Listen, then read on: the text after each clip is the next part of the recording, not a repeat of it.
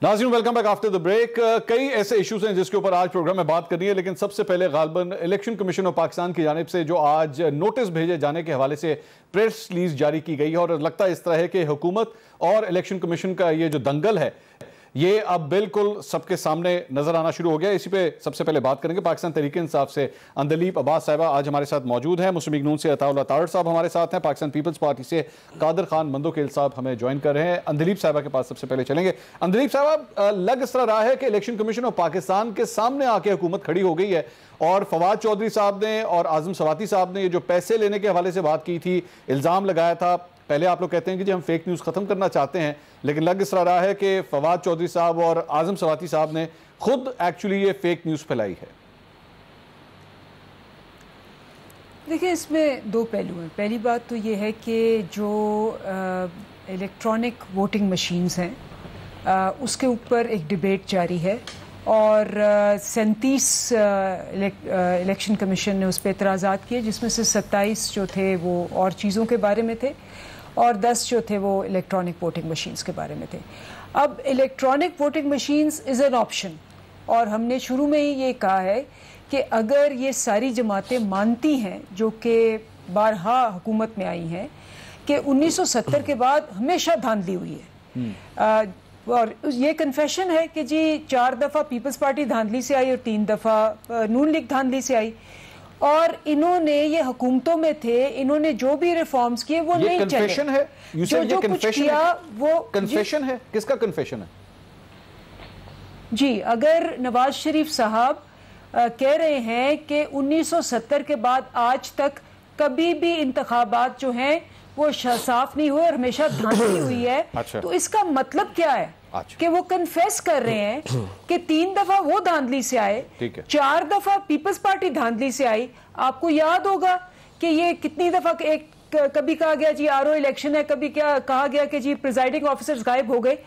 तो ये सारे जो इन्होंने मुख्तलिफ अदवार में जो भी रिफॉर्म्स किए वो नहीं काम आए, क्योंकि उनके अंदर जो एलिमेंट है ह्यूमन एलिमेंट, चाहे वो आरओज हैं, चाहे वो प्रिजाइडिंग ऑफिसर्स हैं, चाहे कुछ भी है, उसके अंदर धांधली होती रहती है। अच्छा जी, दुनिया के अंदर और क्या सिस्टम्स हैं जिसमें कि आप ह्यूमन एलिमेंट कम करें? उसमें एक सिस्टम है इलेक्ट्रॉनिक वोटिंग मशीन्स। अब आप नहीं उसको मानना चाहते, आप आए, आप कहें जी नहीं ये इसको इस तरह हो सकता है, उस तरह हो सकता है, इस तरह हो सकता है। हमारा एतराज ये है कि बिल्कुल ये मैं सही कहते हैं, चाहे इलेक्शन कमीशन है क्या है, क्योंकि वाकई इलेक्ट्रॉनिक वोटिंग मशीन चुभेगी और ये बात बिल्कुल मुस्तनद है कि इलेक्ट्रॉनिक वोटिंग मशीन में मसला क्या है। इसमें 9 मसले हैं। एक तो एक जाया नहीं कर सकते आप, दूसरा है कि इजाफी वोट नहीं डाल सकते, तीसरा है वोट गायब नहीं हो सकता, चौथा है वोट का अमल सुस्त नहीं हो सकता, पांचवा है कि एक वोट दोबारा नहीं डाला जा सकता, छठा है कि बाहर से वोट लाकर अंदर नहीं डाल सकते, सातवां है कि ठप्पे नहीं लग सकते, आठवां है कि फॉर्म 45 में आप हाथ से उसको चेंज नहीं कर सकते और 9वां है कि नताइज में देरी नहीं हो सकती।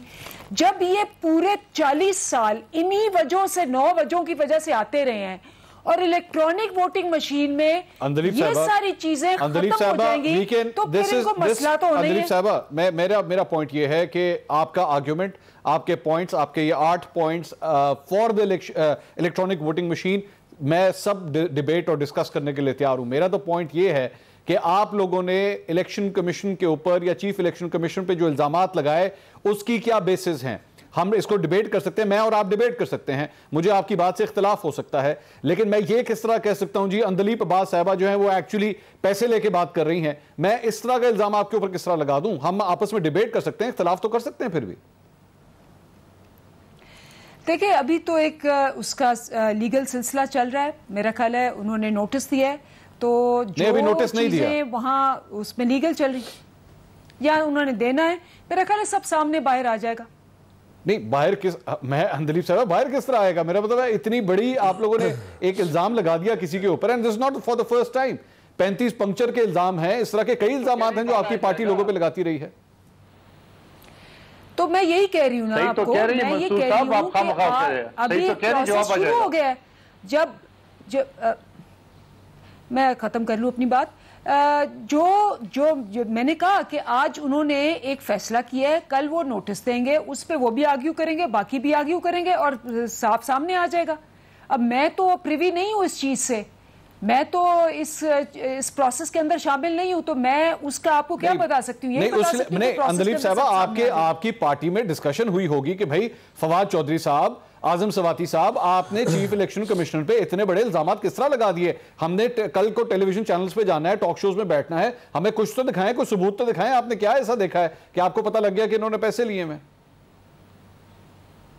लाइक आई सेड, मैं उस प्रोसेस के अंदर नहीं शामिल, मेरा नॉलेज लिमिटेड है उस चीज का, मैं इसके अलावा आपको कुछ नहीं कह सकती। आप कुछ नहीं कह सकती, ठीक है।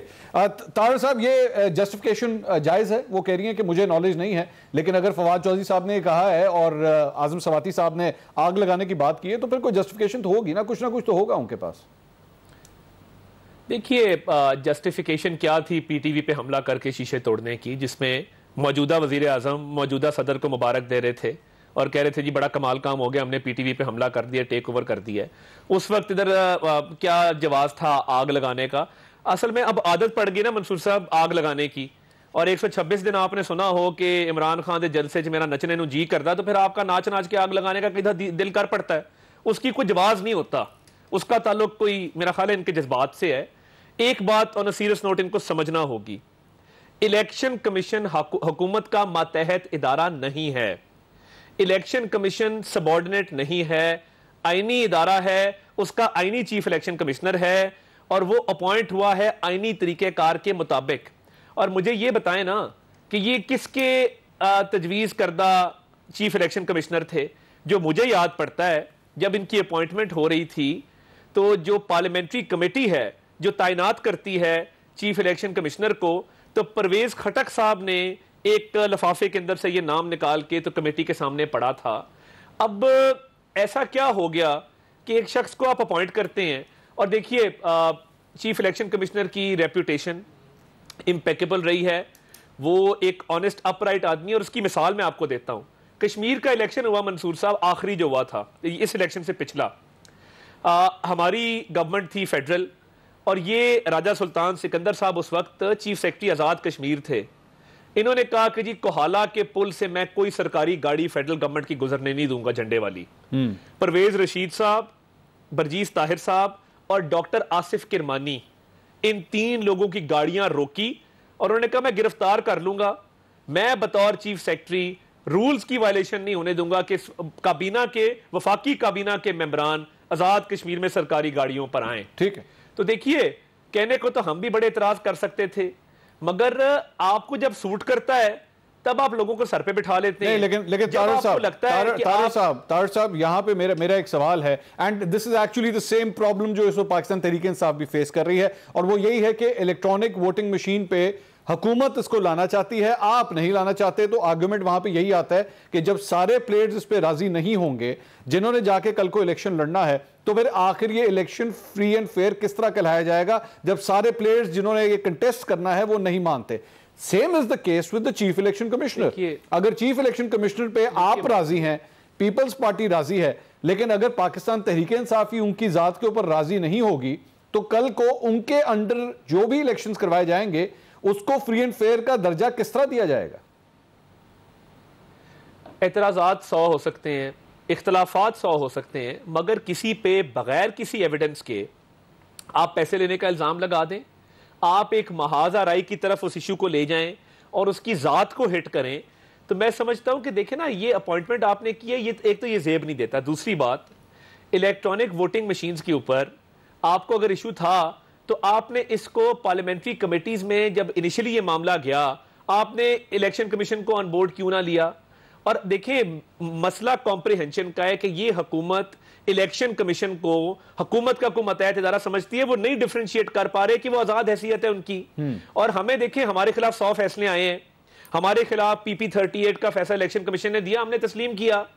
अब इनको प्रॉब्लम यह है कि डस्का में इनको बहुत बड़ी हिट लगी, वो इनको नहीं भूलती, महंगाई है, कंटोनमेंट, ये हार गए, अब गुस्सा कहीं का है, निकल किसी और पे रहा है। एविडेंस के बगैर फेडरल इंफॉर्मेशन मिनिस्टर आके नेशनल टेलीविजन पे पैसे लेने का इल्जाम लगाए, एक और फेडरल मिनिस्टर आग लगाने का कह दे। इस माहौल में इनसे कौन बात करेगा? और इनको बुरी आदतें पड़ी हुई हैं, इनका ख्याल है कि हम मुंह से लफ्ज निकालेंगे, वो हरफे आखिर होगा और वो इंप्लीमेंट हो जाएगा। ऐसा होने नहीं वाला। और आप एक ऑनेस्ट आदमी को इस तरह जलील करें, मेरा ख्याल है ये जेब नहीं देता सिटिंग प्राइम मिनिस्टर को। आज भी